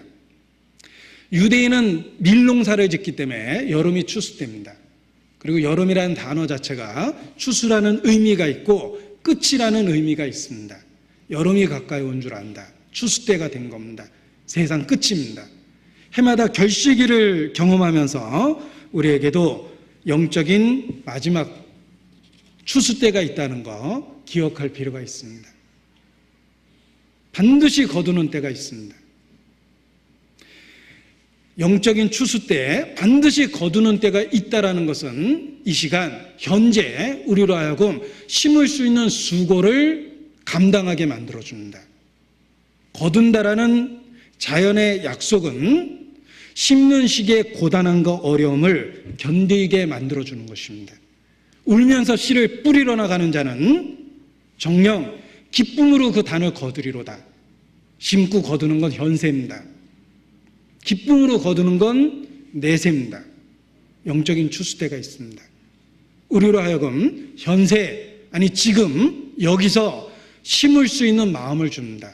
피곤하고 고단하고 수고롭지만 그래도 결실기를 바라보기 때문에 심으려는 마음을 줍니다. 현세는 심을 수 있는 기회입니다. 곧 일할 수 없는 밤이 올 거라고 성경은 경고하고 있습니다. 심을 수 있는 이때 우리가 현세를 심어서 내세를 거둬야 됩니다. 결코 현세를 위한 현세, 지금을 위한 오늘을 살면 안 됩니다. 내일을 위한 오늘을 살아야 됩니다. 우리가 아이들에게 공부하라, 공부하라, 공부하라. 무슨 논리입니까? 내 미래를 위해서 오늘을 투자해라예요. 우리의 미래가 저절로 만들어지는 거 아닙니다. 우리는 경험적으로 잘 알고 있습니다. 나의 현재의 모습이 저절로 된 게 아니죠. 내 말투, 내 생각, 인격, 지식, 정보, 내가 갖고 있는 모든 능력, 과거가 만들어준 거예요. 과거를 어떻게 살았느냐가 내 말투와 지식과 인격과 사회적 능력을 만들어낸 겁니다. 과거가 현재를 만들었죠? 현재가 미래를 만듭니다. 동일한 논리입니다. 현세가 내세를 만듭니다. 경고하셨습니다. 무엇으로 심든지 그대로 거두리라. 결코 현세 없는 내세 없습니다. 무엇으로 심든지 그대로 거둡니다.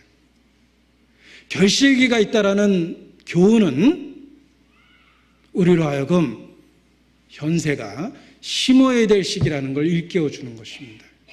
그래서 비바람이 치고 기후가 좋지 않고 무더위 속에서도 농부는 인내를 갖고 심으러 나갑니다. 하루하루가 심는 날들이 되어야 됩니다.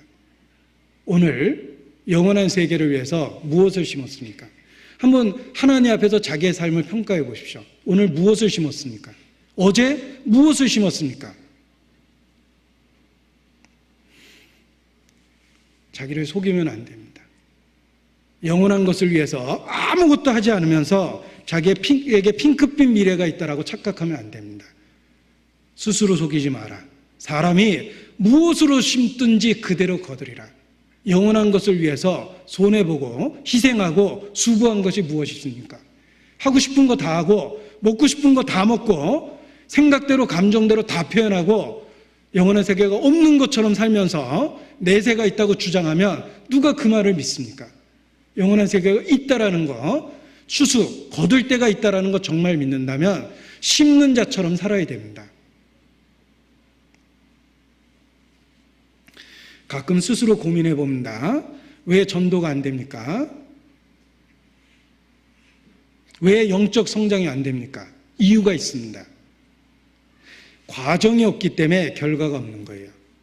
전도라는 열매를 거둘래니까 과정이 없었습니다. 갑자기 아무 생각 없이 얘기하니까 결과도 없는 거예요. 과정을 겪어야지 열매가 있습니다. 왜 영적 성장이 없습니까? 어제 같은 오늘, 한 달 전 같은 오늘, 작년 같은 지금의 모습을 갖고 있습니까? 추수 때가 있다는 걸 잊어버린 거예요. 지금은 심는 시기인데 그 심는 시기를 그냥 허송한 겁니다. 어리석은 겁니다. 심어야 됩니다. 속이면 안 됩니다. 하루 희생된 게 있고 하루 수고한 게 있고 하루 눈물 흘린 게 있어야 됩니다. 그래야지 거두는 때가 있습니다. 농부가 귀한 열매를 바라고 인내로 결실의 기쁨을 맛본다고 말씀하셨습니다. 너희도 정말 결실의 때를 사모한다면 이 시기를 인내로 견뎌내라고 말씀하십니다. 영적인 추수가 있습니다. 지금은 심을 시기입니다. 시편 65편 표시하자고 했던 부분을 다시 보겠습니다.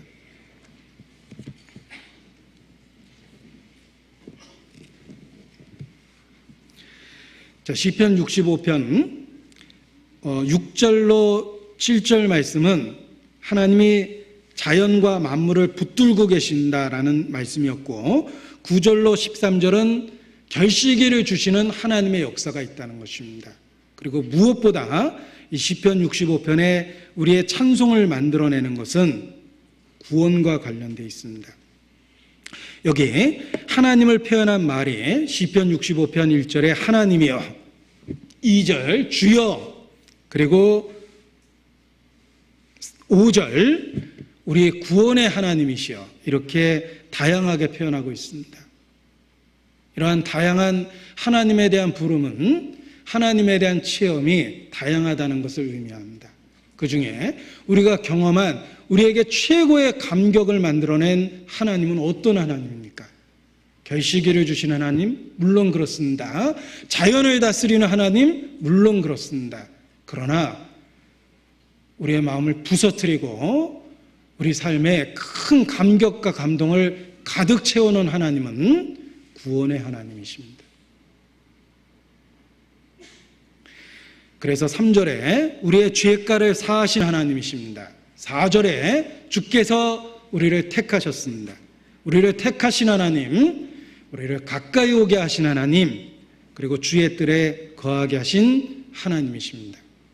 그것이 진정한 시편의 핵심적 주제입니다. 우리가 경험한 하나님은 구원의 하나님이십니다. 우리의 죄과를 사하셨습니다. 우리를 택하셨습니다. 그리스도 안에서 가까이 오게 하셨습니다. 주의 뜰에 거하게 하셨습니다. 주의 성전의 아름다움으로 만족해 하셨습니다. 4절 보십시오. 주께서 택하시고 가까이 오게 하사 주의 뜰에 거하게 하신 사람은 복이 있나이다. 신약시대의 성도가 이 말씀에 대한 성취입니다. 우리에게 주신 복입니다. 우리의 죄가를 사하셨습니다. 우리를 택하셨습니다. 가까이 오게 해주셨습니다. 우리를 주의 뜰에 거하게 하셨는데 더 놀라운 것은 주의 뜰이 아니라 신약시대의 성도는 지성소 안으로 이끄셨어요. 예수께서 죽으실 때 휘장이 찢어졌습니다. 우리가 그리스도의 피를 힘입어 이제 갈라진 휘장 사이로 들어왔습니다. 갈라진 휘장 안으로 들어오면 무엇이 있습니까? 시은자가 있습니다. 하나님의 은혜가 베풀어지는 시은자입니다.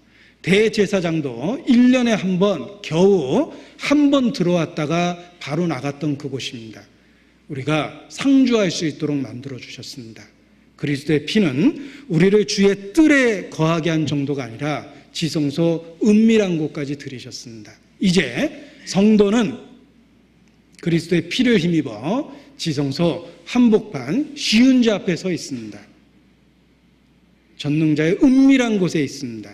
가장 친밀함을 누리는 부부처럼 지성소 한복판에서 하나님과의 은밀한 깊은 사귐을 누리고 있습니다. 이것이 성도입니다. 우리는 지성소 한복판에서 성소의 아름다움에 감격할 수밖에 없습니다. 주의 성전의 아름다움으로 만족하리이다 그랬죠. 건물을 보고 놀라는 것이 아닙니다. 그 건물이 의미하고 있는 메시지가 우리를 감격시키는 겁니다. 그리스도 안에서 우리에게 놀라운 은혜를 주신 것입니다. 나의 구원의 하나님이십니다. 그 놀라운 은혜에 대한 감격이 시편 65편 1절을 만듭니다. 하나님이여 찬송의 시온에서 주를 기다리오며. 우리의 마음에 진정한 시온이 생겼습니다. 하나님의 임재가 생겼습니다. 그리고 우리 마음에 하나님을 향한 찬송이 늘 가득합니다. 찬송이 정말 주를 기다리겠다라는 말처럼 우리 마음에 찬송을 가득하게 한 것입니다. 하나님의 은혜에 대한 체험이 우리 마음에 찬송을 만들었습니다. 보십시오. 하나님의 은혜에 대한 감격, 결실기를 주셨죠. 우리의 생존을 위해서 만물을 붙드시고 계시고 더욱 놀라운 건 구속의 은혜를 주셨습니다. 우리 마음에 찬송이 차고 넘치는 게 당연합니다. 그런데 이 차고 넘치는 찬송은 하나님에 대한 감사로 이어지며 그 찬송과 감사는 삶을 변화시키는 힘이 있습니다. 그래서 성도의 삶이 변하는 겁니다. 누구든지 그리스도 예수 안에 있으면 새로운 피조물이라. 보라, 이전 것은 지나갔으니 새 것이 되었도다. 정말 새 것이 됩니다. 그 찬송과 감사가 우리의 삶에 변화를 만드는 거예요.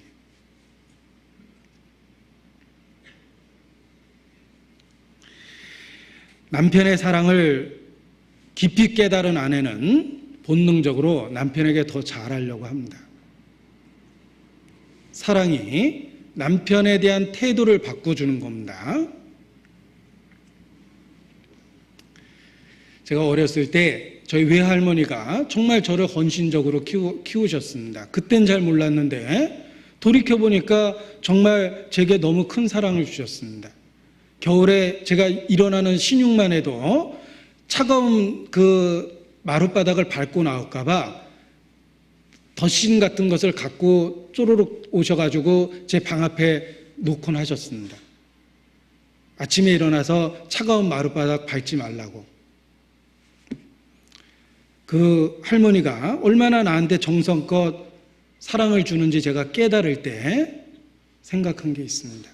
내가 그 할머니의 사랑을 받고 하루를 살고 할머니가 해준 그 밥을 먹고 내가 하루를 시작하면서 죄 짓고 살면 안 되겠다.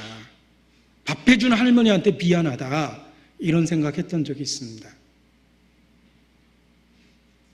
하물며 하나님의 놀라우신 사랑으로 하루를 살고 있다면 죄 짓고 살면 정말 안 되겠다라는 생각을 더 하게 됩니다.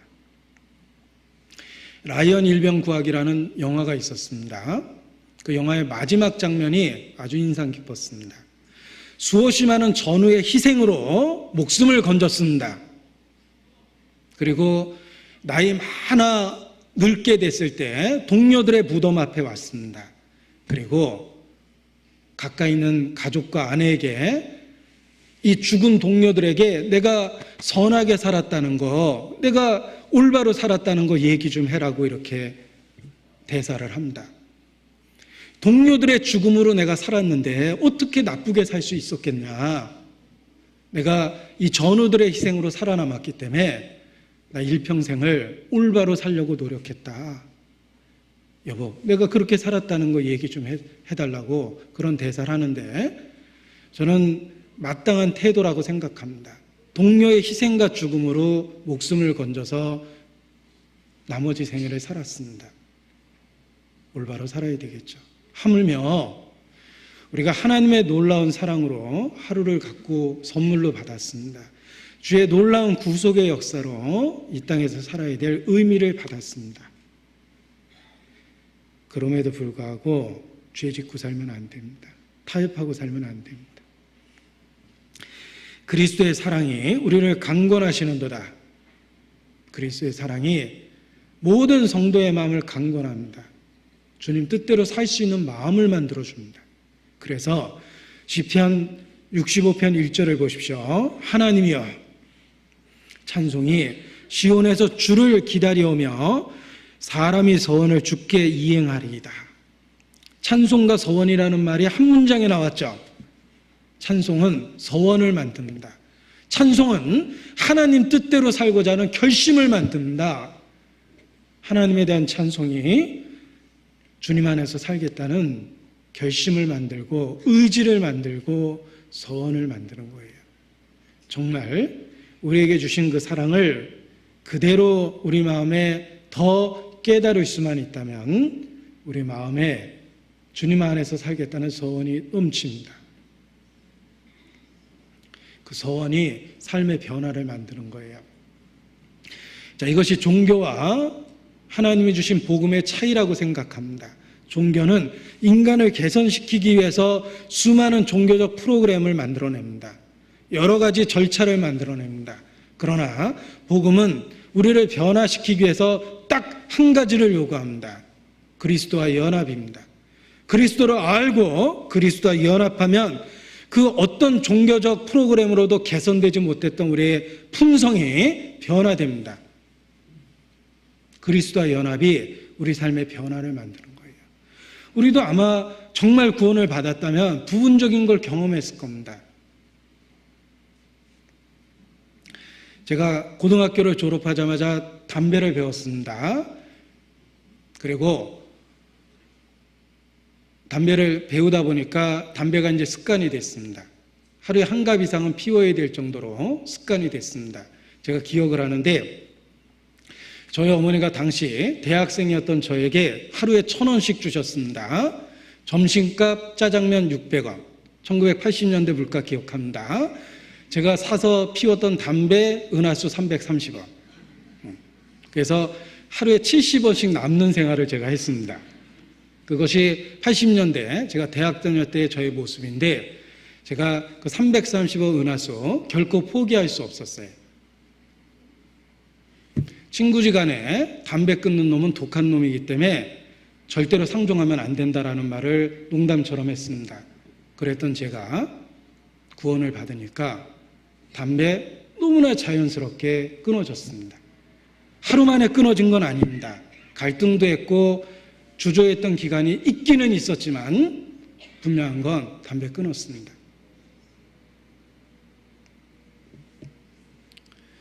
제가 고등학교 때부터 술 먹는 습관이 있었습니다. 그래서 내 유일한 취미는 술 먹는 겁니다. 제가 학교 다닐 때 교련 시간에 음주 수강으로 2번의 D-를 받았습니다. 지금도 그 성적 증명서 떼보면 그 아픈 기억이 있는데 교련 시간에 음주 수강으로 총 들고 비틀거리다가 D- 받았는데, 제가 술 끊는다라는 건 상상도 못했고 끊으려는 마음도 전혀 없었습니다. 나의 유일한 삶의 낙이었기 때문에 그렇습니다. 제가 대학 다닐 때 캠퍼스 한복판에서 새우깡 놓고 술 먹고 그랬습니다. 뭐 특별한 취미가 없었습니다. 그런데 구원받고 놀라울 정도로 술이 끊어졌어요. 취하면 먹고 싶은 걸 참는 게 아니라 취하는 게 불쾌해서 술을 자연스럽게 끊었습니다. 저는 하나님이 내 안에 이루신 작은 기적이라고 생각합니다. 그리고 그렇게 되는 것이 마땅하다고 생각합니다. 왜냐하면 정말 표현할 수 없는 놀라운 사랑을 받았기 때문입니다. 그러한 기적은 과거의 한때로 끝나서는 절대 안 됩니다. 우리 누구나에게 다 그런 작은 기적은 있습니다. 더 놀라운 건 그 사랑이 처음 깨달았을 때보다 지금 더 놀랍고 감격스럽다는 것입니다. 산을 멀리서 봤을 땐 작았지만 가까이 가니까 진짜 산은 컸습니다. 원래 컸는데 내가 몰랐던 거죠. 하나님 은혜가 그렇습니다. 내가 처음 구원받았을 때 발견한 사랑과 신앙생활 속에서 발견한 사랑은 전혀 다릅니다.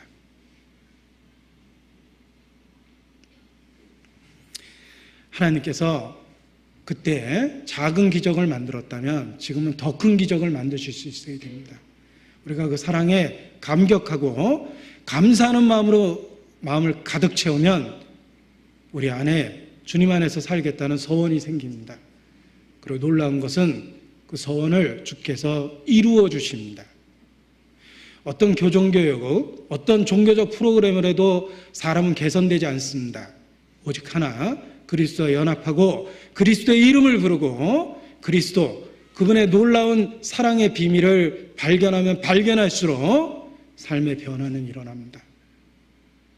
그것이 성도의 삶의 비결입니다. 그리스도를 알고 그리스도와 연합하고 지성소에서의 은밀한 사귐처럼 그분과의 친밀한 교제를 유지하면 주님은 변화를 만듭니다. 결실기를 주시는 선한 일을 하셨습니다. 또한 영적인 결실기가 우리에게 다가오고 있습니다. 더 늦기 전에 무엇이든지 영원한 것을 위해서 심는 하루하루가 되어야 되겠습니다. 기도하시겠습니다. 아버지 하나님, 우리는 연약하고 또 어리석기까지 합니다. 그러나 우리에게 놀라운 사랑을 주셨습니다. 그 사랑으로 우리의 삶에 변화를 주시고 강권하시고 우리 마음에 기적을 베풀어 주시기를 주님께 기도합니다. 이 땅에서의 삶 지나가고 있다는 것 일깨워 주셔서 영원한 것을 바라고 영원한 것을 위해서 살 수 있도록 도와주시고 주관하여 주시기를 주님께 기도합니다. 명절에 누구를 만나든지 어디에 있든지 그리스도를 증거할 수 있는 기회를 주시고 또 우리 마음에 먼저 영혼에 대한 열정을 주시기를 주님께 기도합니다. 주께 감사 찬양을 드립니다. 우리를 사랑하시고 구원해 주신 우리 구주 예수님 이름으로 기도합니다. 아멘. 우리 찬송가 169장을 1절과 5절만 하시겠습니다. 찬송가 169장을 1절과 5절만 하시겠습니다.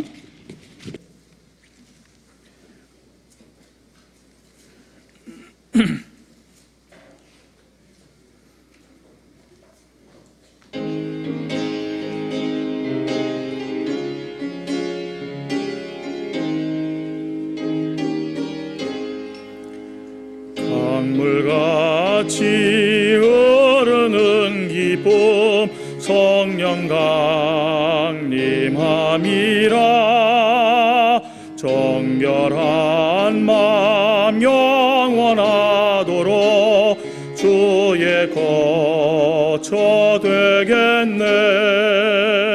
주님 주시는 참된 평화가 내 맘속에 넘치네. 주의 말씀에 거센 풍랑도 잠잠하게 되도다.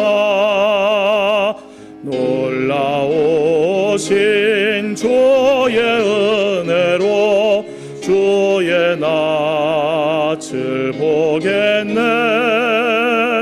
평화로운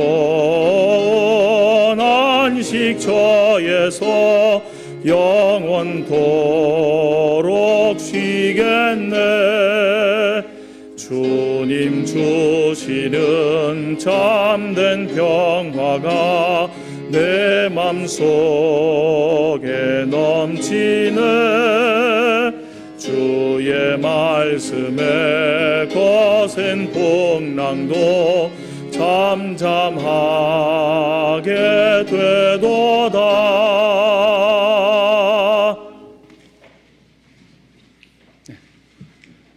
광고 말씀 없습니다. 명절 즐겁고 또 유익되게 주님 안에서 보내시기 바랍니다. 마치겠습니다.